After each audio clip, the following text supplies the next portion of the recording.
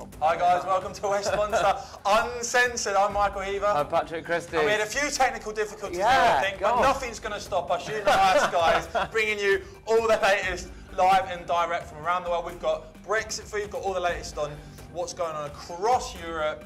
And Patrick Christie, you may have heard it on PMQs, a very special investigation that he's done. You know, his name's up in lights. Don't like to blow my own trumpet. There you go, absolutely. But you know, we're going to get to that in a bit. We're going to start off today, though, guys, and as ever, jump in.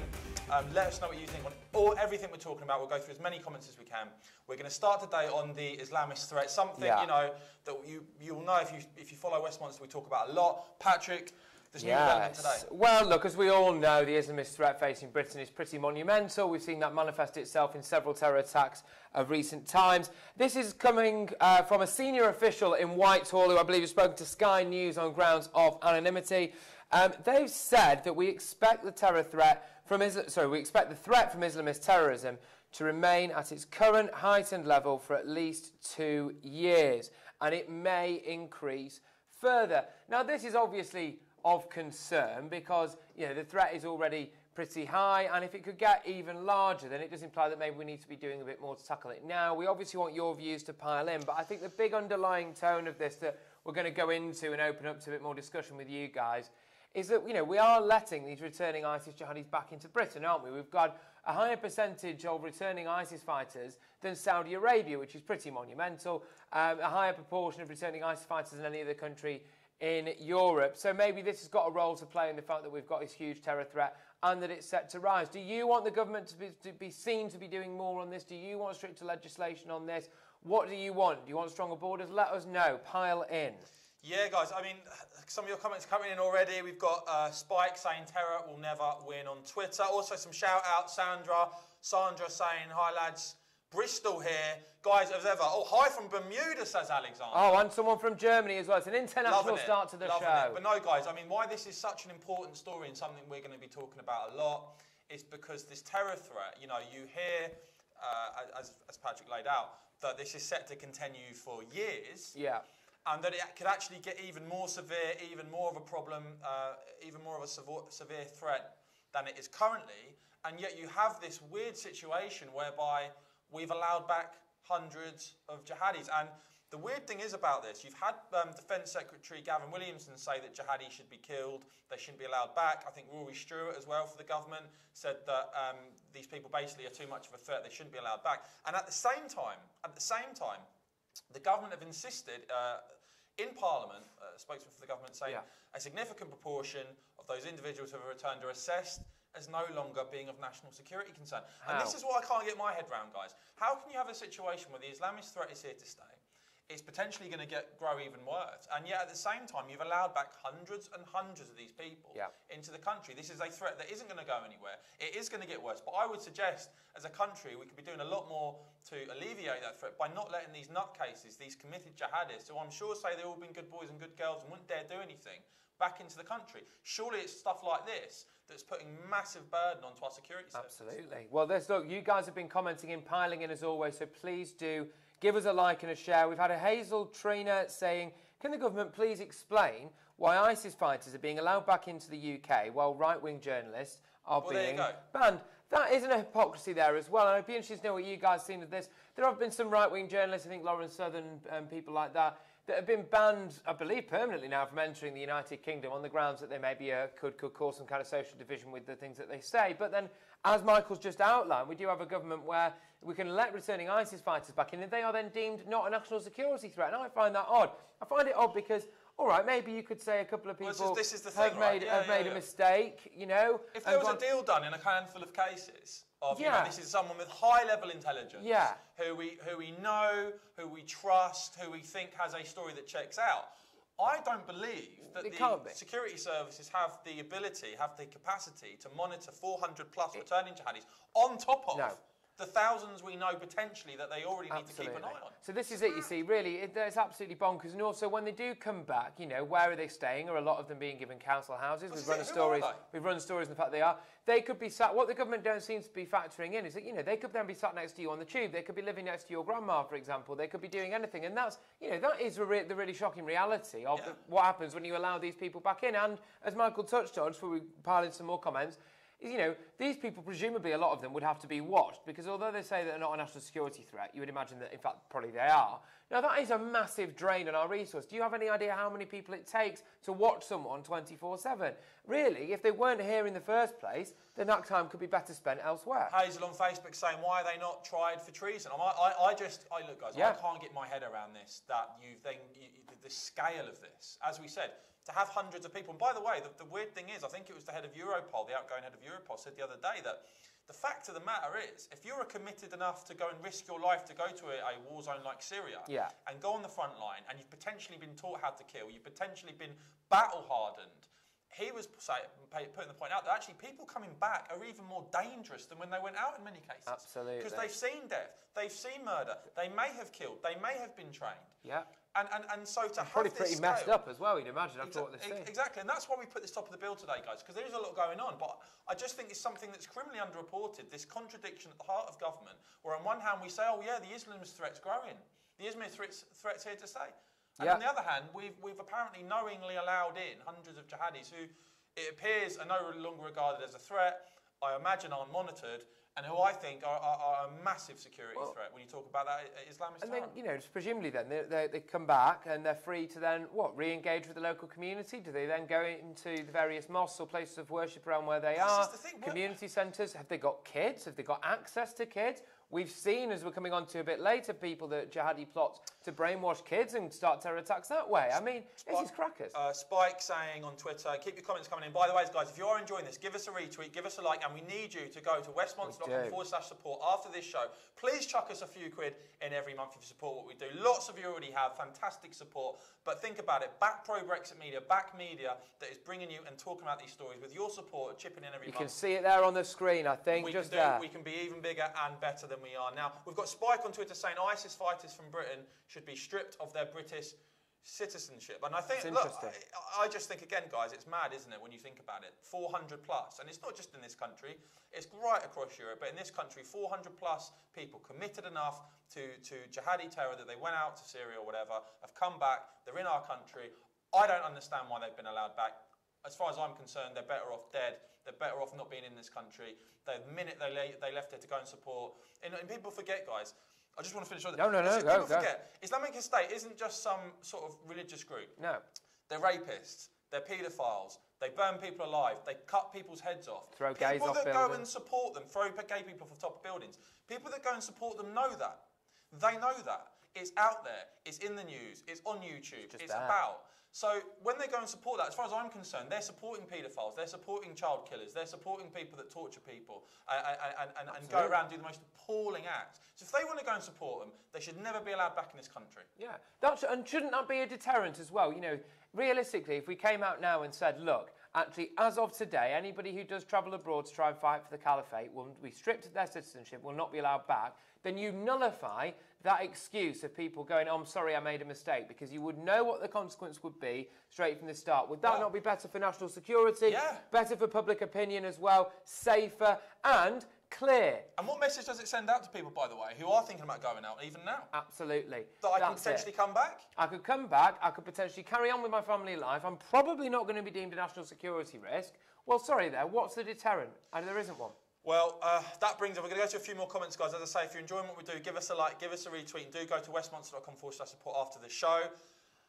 This next story got a big reaction on Twitter, and I'm not surprised, Patrick. I mean, this is disgusting, frankly. Yeah, guys, if you're not already, do make sure you follow us at Westmonster UK on Twitter. Obviously, you can follow us on Facebook as well. Big support, guys. Big audience today, guys. So do give us a retweet, give us a like. You really are helping us grow. We really thank you. So this is, and wait for this, strap onto your seats, a jihadi who wanted to brainwash an army of children into carrying out terror attacks at up to 30 locations, that's 30 locations across the UK, had 2 council houses, one for him, one for his wife, who wants to be independent. He was also claiming benefits for being her carer because she had depression. Well, I'm not surprised. If I was married to him, I probably would as well. But this is a bloke called Mohammed Abid, who was perfectly happy to sponge off a benefit system afforded to him by the United Kingdom at the same time as, of course, plotting the mass destruction of the United Kingdom. You couldn't really make this up.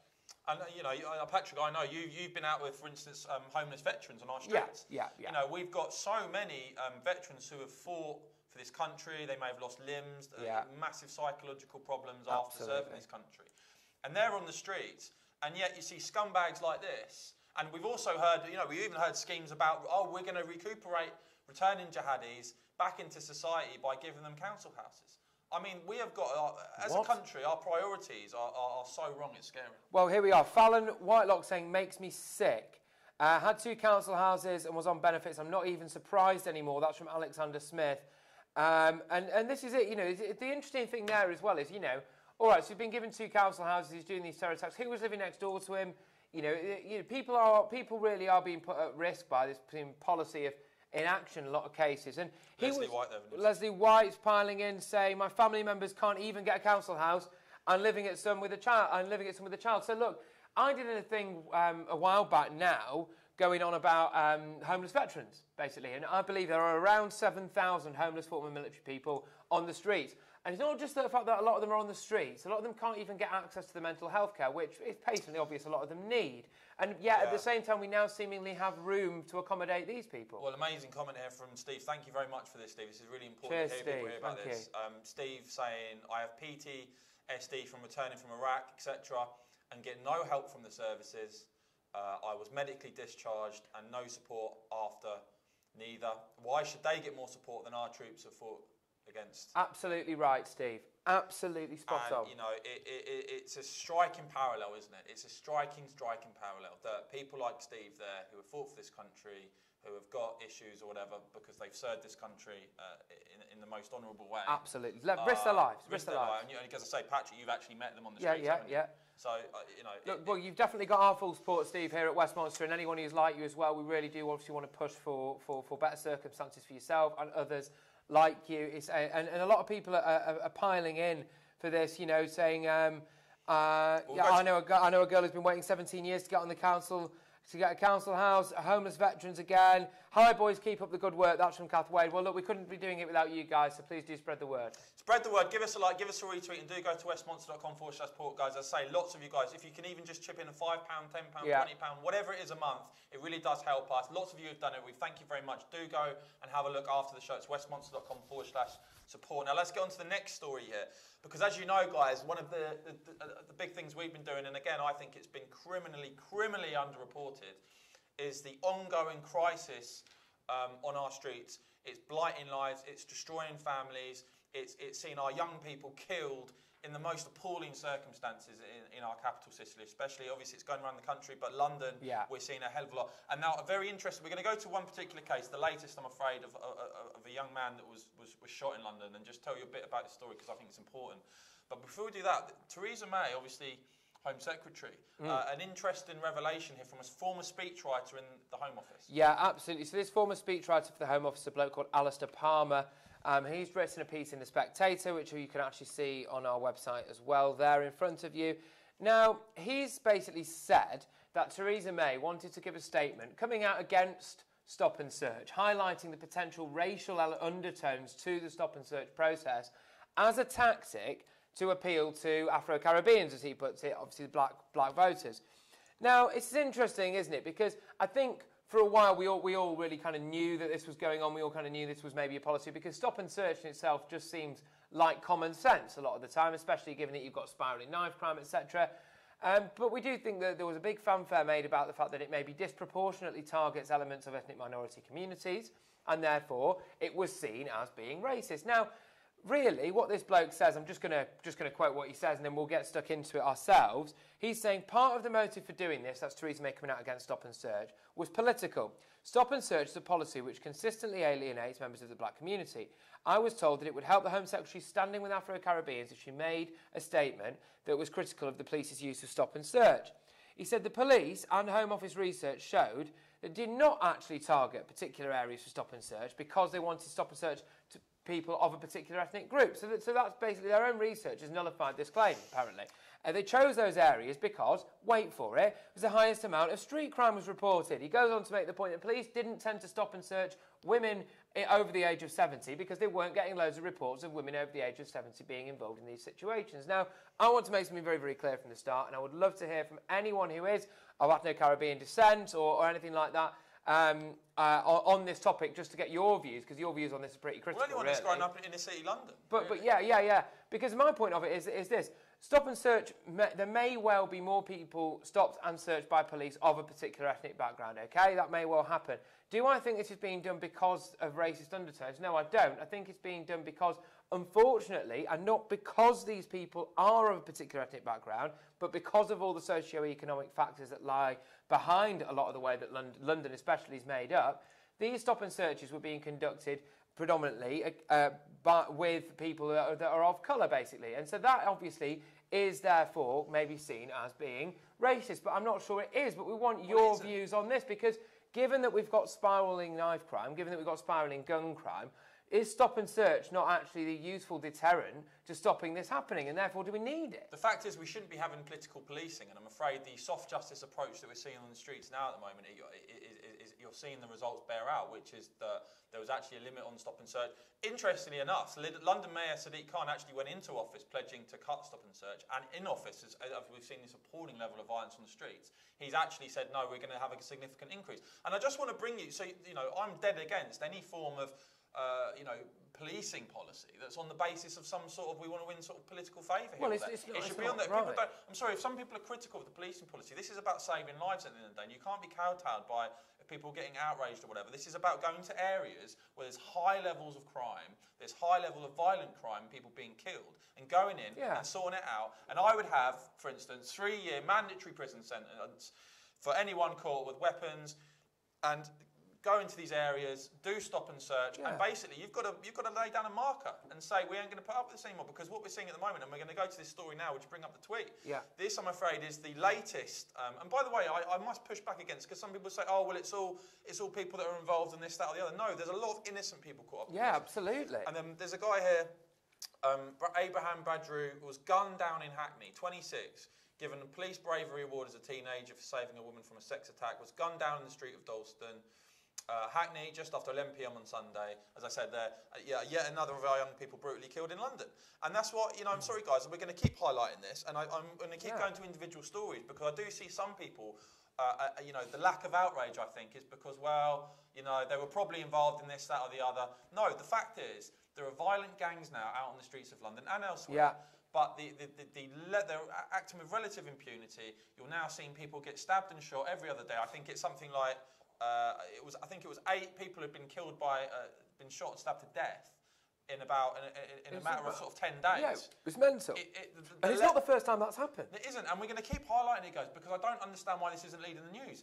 And as we keep making the comparison, if this was going on in some leafy suburb, let's say, or somewhere like Windsor, and you were seeing 4, 5, 6, 7 people stabbed, shot, whatever. Yeah. And these are only the fatalities, by the way. These aren't even. We did a story the other day. A 14-year-old boy got shot.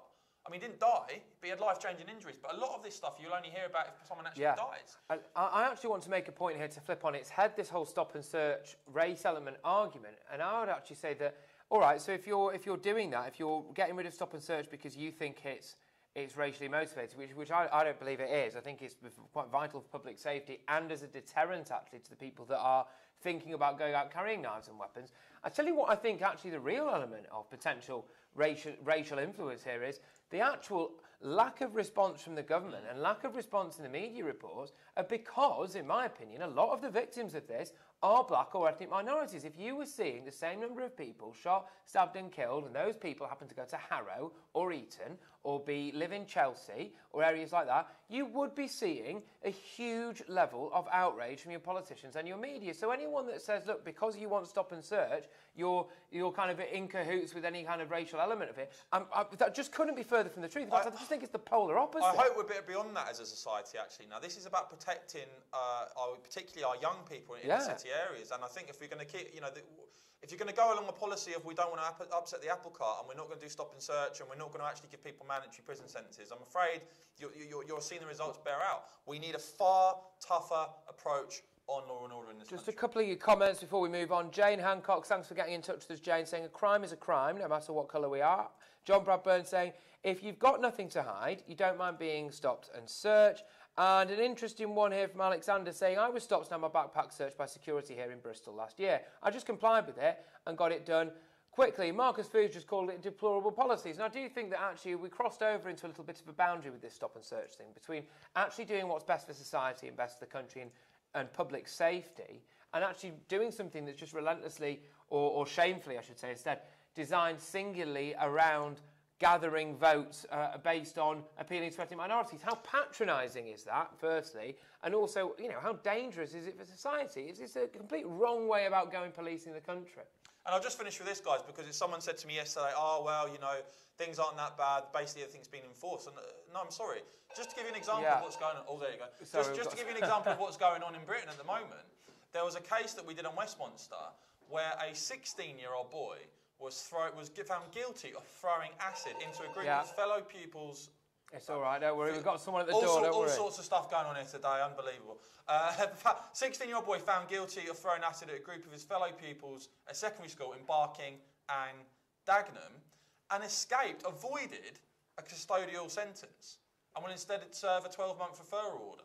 So there you go, that's the situation we're in.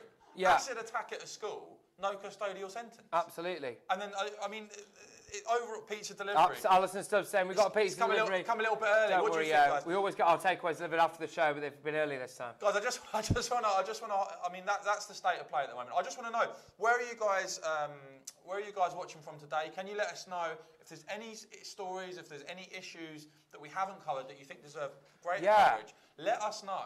Because we'd like, you know, this is all part of what we do. Yeah, you can find on my Twitter page, I believe on Michael's as well. You can just find our emails, our email addresses. We, you know, like any journalist, we want your tips. We rely on you. You know, we rely on your little tips. So please do get in touch. Leslie Fowler's just got in touch talking about the knife crime element, saying we're not safe in this country. Raccoon on YouTube saying, if that's me, say I'm in the bath. I can confirm it's not for you, Raccoon. But thank you know, if it is, I'll notify you next time. Chris C saying Peter's. I mean, I think, you know, the real topic of the matter is here, guys, in terms of this, is are you a ham and pineapple, or are you pepperoni? Well, absolutely. That's the main issue that we're dealing with here. But now, look, returning to this knife crime thing, we've got a lot of your comments coming in from that, just saying stop and search the no-brainer, do it, and that's Clive Hooton. And you know, it's got to be done, guys. I agree with you, really. It does seem like a way because now, we'll move on. Sorry, I just want to keep this moving, because you need to know about this, guys. You need to know about this.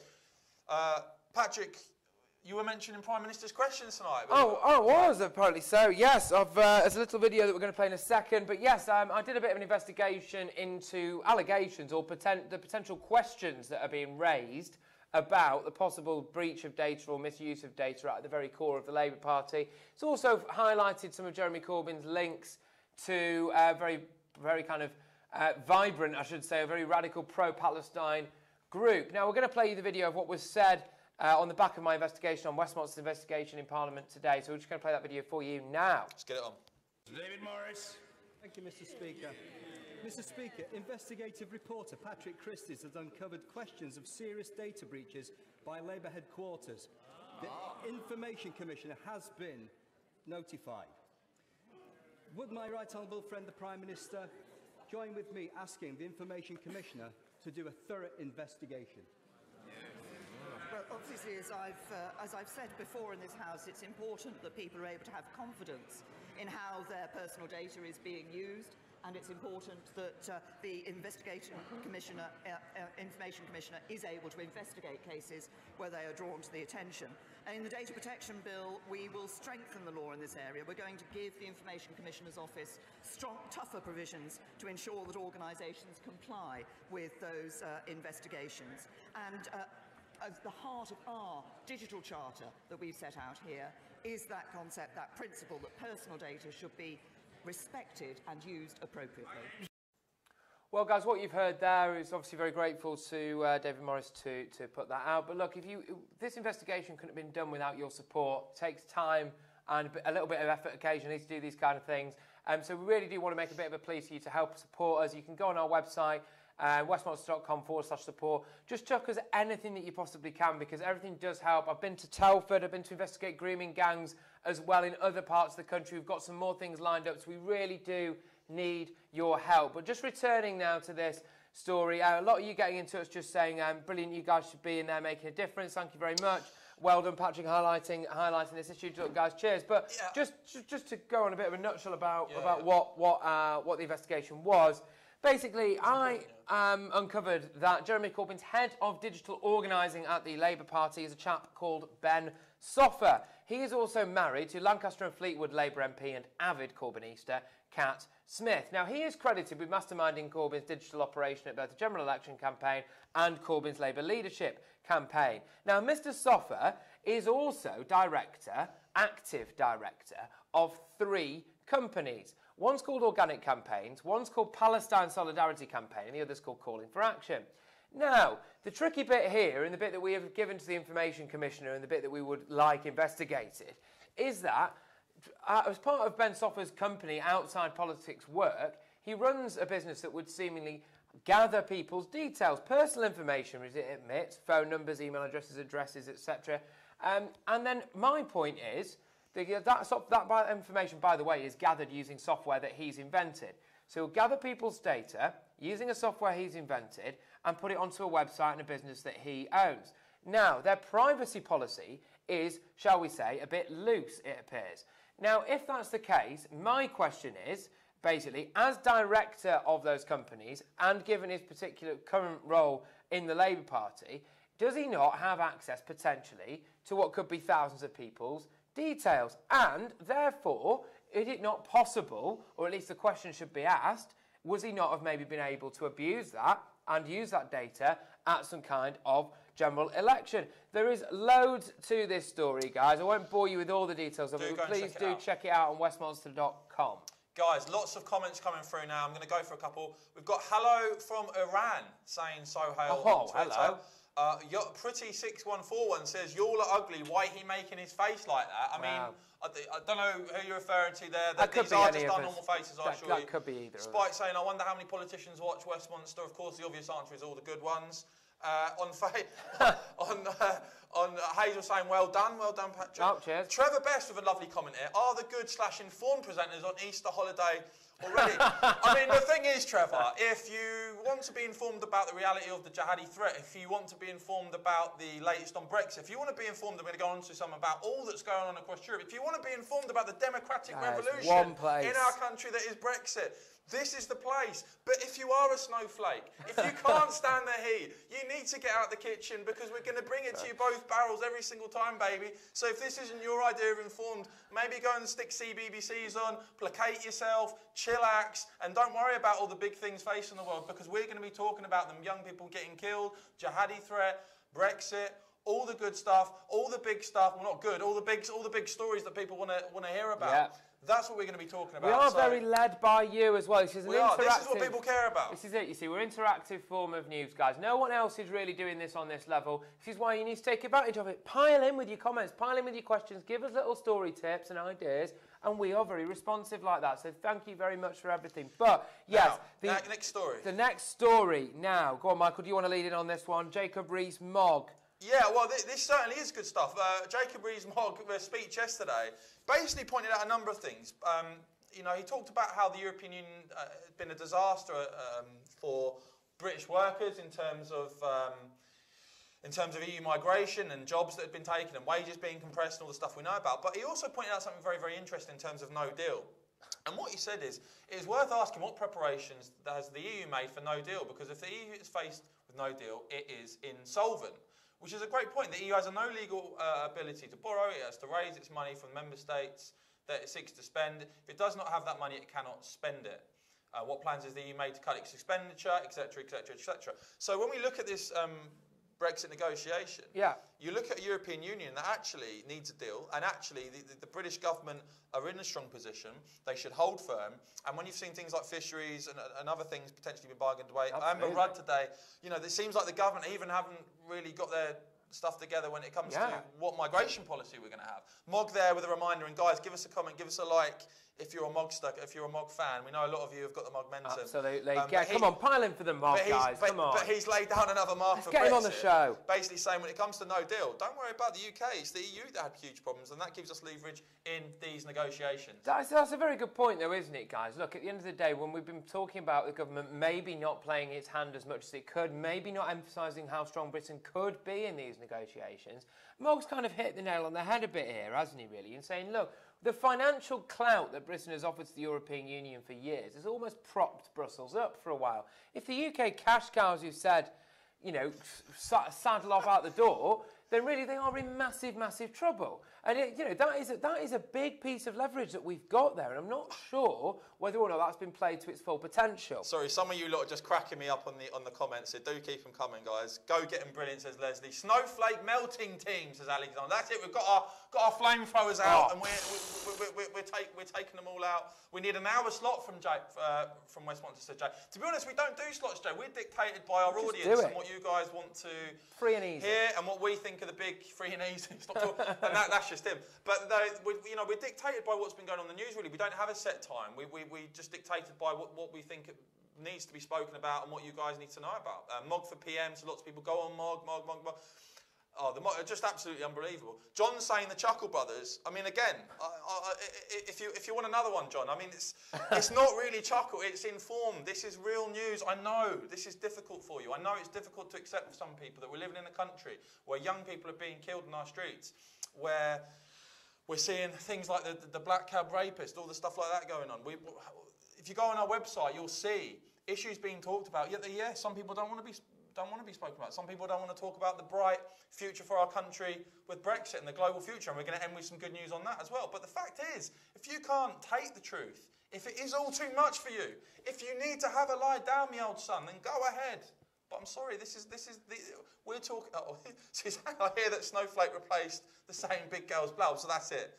We've got a couple of big girls' blouses watching. They are very welcome, though, guys. We do like all of your feedback. And, of course, you can donate even if you don't like us, so do check that out. Yeah. Now, we are moving on to our view from the continent. We always like to give you the latest and greatest from across the European Union. Yeah, I mean, people like John don't like to hear about it. No. Because it must be very hard as a Europhile for Eurosceptics to be winning at every election. Yeah. It's a little bit awkward, isn't it? Because they go like, oh, Brexit, Britain's isolated on its own. And then at every election, look what happens. People that are critical of open borders, mass migration and the EU win. Yeah. It's so awkward for these people. It must be hard, but I suppose if you just cover your ears and cover your eyes, John, then cover your brain. Maybe it's all right. But here's a piece of news that John doesn't like. 5-star figures.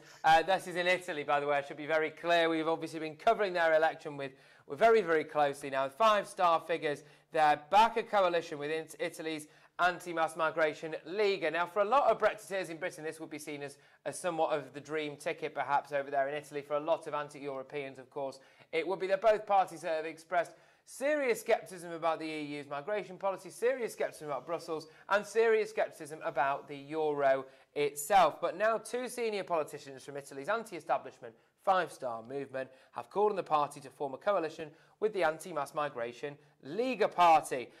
So basically, I think as we reported yesterday as well, one of the conditions of this would be that the 5-star movement's leader would be the PM, and the leader of the Lega party would obviously have you would imagine, have some kind of high-level cabinet role or whatever their setup is over there, but not PM. Salvini is worst nightmare. Just to be informed, that looks like the pathway has been paved there for that to happen. So we could have, as Michael's rightly said, Juncker's worst nightmare greeting us in Italy. But we will keep you up to date with all of this stuff. As Steve says, too many sausages. You guys are great, and I share your site daily. Thank you very much. We've got Lynn saying donate to pay for your pizza. No, I ain't for the pizza, I promise. If you can, go to westmonster.com/support after the show and back us. Just give us a few quid a month. That would help. Because so much of the media now ignores these big issues. They're anti-Brexit. They're very sceptical about the direction the country's going in. In terms of Brexit, we're incredibly optimistic. And as I say, we're going to keep bringing you the good news on that. We're going to keep bringing you reality of what's going on in our country. And thanks to your support, we can do that. Now, we're going to another place in Germany, another place in Europe, Germany now. Yeah. I mean, this story is incredibly important, guys. I just want we hear about the Angela Merkel madness. We hear about what's going on over there. Here's the reality, right? The DW paper, over in Germany have revealed that the number of failed asylum seekers who could not be deported rose by 71% in 2017. So it's up to 65,000, right? Just imagine that. They've got this situation now where the German authorities are struggling basically to obtain the correct travel documents from migrants' countries of origin.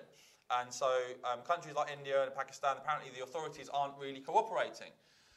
And so what you're left with here, guys, I'm afraid, is a situation where if you can get to Germany, if you can get there, whether you have a legal entitlement to be there or not, whether you're a complete and utter blagger or not, if your story checks out or not, if you're potentially dangerous or not, if you get to Germany, and then even when you go through the process, they put you through the process, and they know you're on the system and all the rest of it, and then they find out that you have no right to be there legally, they ain't even got the capacity to get these people out of the country.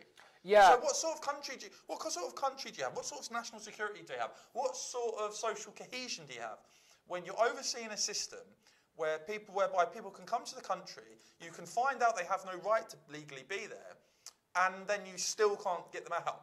I mean, it's a complete and utter mess. It's a complete and utter disaster. It's on a scale that's almost unimaginable. And I'm afraid this is Angela Merkel's legacy. Yeah, and I mean, look, guys, we've reported on this quite a lot. It does seem odd, you know, that obviously I think you can understand with everything going on in Syria, etc., that there's obviously been this massive migrant crisis. But as we know, not everybody who's come over is genuine, is who they say they are. In fact, some people have come over and waged massive acts of terror, which has been a security breach, to say the least. But if you have a system whereby you cannot really check who these people are, you can then, once you've even allocated them for deportation, you can then not deport them. And it's not as if the people that have been allocated for deportation are being held in a particular place or kept track of particularly. No, these people are basically allowed to wander around whatever country they are in and report themselves to the appropriate authorities on the day of deportation. Now, it seems unlikely to me that if you were travelling from somewhere very far away, you'd had to make a very arduous and dangerous journey and may well have seen a lot during that journey, that you would then volunteer yourself to be deported back to where you just came from. I mean, it doesn't really make any sense. But the actual massive social implications of this, in my opinion, are twofold. Firstly, we have seen, and Westmonster did a report on this, unfortunately there's been a number of terror attacks committed by people who have been failed asylum seekers. So the theory there obviously is that, look, if you massively disappoint someone and tell them, I'm sorry, you're not allowed to stay in this land of milk and honey anymore, then they can then go on to become very, very angry indeed. The other thing is the social effects. We've seen in Berlin, for example, the interior minister there has said an increase in hate crimes against Germans, and of course, as well, they believe that various public spaces are now less safe. So there's a knock-on effect to all this. Guys, it's very simple, isn't it? This is the thing, right? The entire debate gets skewed. What I think most people in Europe want to see, and certainly in Britain, is they want a system whereby you allow in migrants that are law-abiding, that you know that have a legal right to be there, who go through the correct channels, who have assets to bring to your country, have skills to bring to your country, or people that your government makes a choice to allow in. And no one's got a problem with that. The problem with the other side is they turn this into, if you want to control borders and you want to have sensible numbers, then you're against migrants and you don't want anyone to come in at all, which is completely false. But to have a situation here, as I say, where you've got tens of thousands of people who have no right to be in the country, and the German government actually want to deport, can't be deported, because the systems have just completely broken down. I'm afraid that is a dereliction of duty from Angela Merkel. Absolutely. And it's a sad indictment of this completely irresponsible European Union border policy. It's a complete free-for-all. It's dangerous. It's bad for social cohesion. It's been on a level that is, as I say, almost unimaginable in terms of the scale of the amount of people coming. And I think you're seeing the chickens come home to roost in terms of, as I say, Eurosceptic, anti-mass migration forces winning at every European election. Europe is Eurosceptic. Check this out from Leon Rowe. Absolutely banging comment. I think possibly my comment of the day so far, Leon, saying, it amazes me when my family don't even know what's going on around Europe. And they look at me like I've gone mad when I tell them that Eurosceptics are taking over. Most people I speak to don't even know about Italy. It's time for them to wake up. Tell them about us. That must be because Leon wakes up every morning, he has a little cup of cocoa, he has a little sort of wakes up. Yeah, a few press-ups, just get himself ready for the day. A few press-ups, nice little shower, and then he's straight onto Westmonster.com. If you do that, you can't go far wrong, to be quite honest with you. Well done, Leon, mate. Thank you very much for getting in touch with us. Just to show you guys another horrendous example of the approach being taken at the moment and the legacy of it. Patrick, this horrendous story in Greece. Yes, you've got to feel for the Greeks, what's going on over there. Yeah, we had a couple of comments earlier in the show actually saying free Greece, and things like that. I mean, this is a story that came out yesterday, and it's just no element of this is good, actually. Like migrants who are being processed, basically, so they're in the process of having their asylum applications either accepted or rejected. There was nowhere, because of the sheer volume of them, there was nowhere initially to put them. So they were put up in hotels around Attica. But they were then told, all right, you're going to have to move out of these hotels now and you're going back to this reception centre, which has just been reopened to help cope with the demand. They, of course, were very unhappy about this move out of what you'd imagine would be relatively nice hotels into what is obviously a reception centre. They've then set fire to this reception centre, some 1,500 migrants, I believe, to have rioted. Now, let's pick this apart a bit, guys. Let's pick this apart a bit. A, you've got this volume of people, of migrants, potential asylum seekers, the sheer volume that have been flooding into Greece with no provision made for them. That's a microcosm of the entire migration crisis policy by the European Union, where you allow people to come in and you make no provision for them whatsoever. That's bad for all concerned. And then you've got the fact that there is actually a massive homelessness crisis in Greece at the minute. Their economy is not particularly vibrant. 71% of Greece's capital's homeless population have been made homeless in the last 5 years. That's since the migration crisis has started. The migrant crisis has started. 62% of those people are Greek nationals. So you are in a situation now in Greece whereby you have a huge upsurge in the amount of homelessness, a huge upsurge in the amount of Greek nationals who are homeless, and there's nowhere to put them and no provision for them. But you have potential asylum seekers who are able to be put in hotels, and then obviously there are reception centres, etc. It just seems like the whole thing's a bit of a social mess, a bit of a political mess. It's not being handled well at any level, really. Yeah, it's terrible stuff what's going on across Greece and Europe. But guys, we want to... Makes me so mad, Leslie White. Guys, if you enjoy what we do, please after the show, do go to westmonster.com/support. If you can help us with £5, £10, £20, whatever it is, and a monthly donation or a single donation, if you could give a monthly donation, we very much appreciate. With your support, we can grow and get even bigger. And now I want to go to the last story because we like to live you with a smile on your face when we finish these shows. Brexit, and you hear sometimes the Ramonas on TV say, oh, well, you talk about these global trade deals, where are they? Where are they? Who are you going to do them with? How's it all going to work? Well, now we've got one very, very clear example here. The Australia's Minister for Trade, Stephen Kaobo, told Bloomberg, and as ever, guys, and by the way, you can see there, red alert email. If you've gone on any of our stories, if you've gone westmonster.com/red alert, sign up to our email list, get yourself signed up so you don't miss a trick and you're ahead of the game there. But yeah, Australia's Minister for Trade, Stephen Kaobo, told Bloomberg, we share big ambitions on what the UK and Australia can do on global trade. We haven't done the agreement yet. It is hopeful not too long. It is very aspirational in terms of the quality of the deal. We would like to commence negotiations at the start of the interim period with a view to concluding it. This is the transition period. He calls it the interim period. Concluding it during that transition period and have it come into force on the 1st of January 2021. Now, of course, we would hope that this stuff could all be done years before, but this is the current government policy that there's going to be a transition period, there's going to be an implementation period that is going to go up to 2021.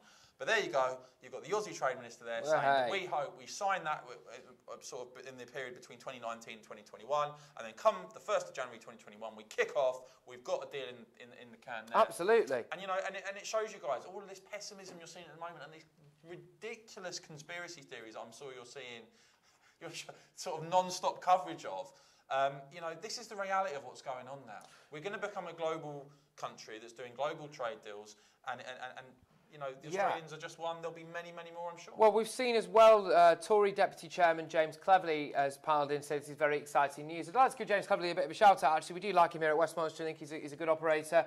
And he's also come and done an interview with us in the past, talking about the potential for the benefit of the Commonwealth as a result of Brexit. These are countries that actually, he goes underreported this, were quite damaged and quite hurt by Britain's decision to join the European Union and set up a bit of a protectionist trade policy there. These are countries that now could stand to benefit massively from a UK trade deal post-Brexit. These are countries that are there with open arms, and there are lots of them. So I do think this is exciting times for Britain.